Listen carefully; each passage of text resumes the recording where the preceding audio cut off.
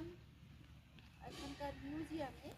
তো বেশ সুন্দর একটা আদিবাসী নৃত্যর একটা মুহূর্ত এখানে ফুটিয়ে তুলেছে এই মূর্তিগুলো নিয়ে।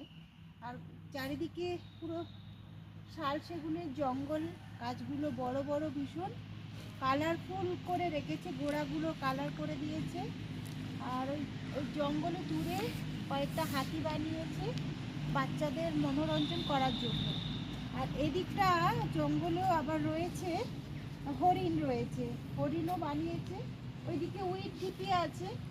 আর পেছনে যে ব্যাকগ্রাউন্ডটা দিয়েছে এই ব্যাকগ্রাউন্ডটা আরও ভালো লাগছে। ওয়ালটা পুরো ওয়াল পেন্টিং করেছে, আদিবাসী পেন্টিং। বেশ একটা দারুণ পরিবেশের মধ্যে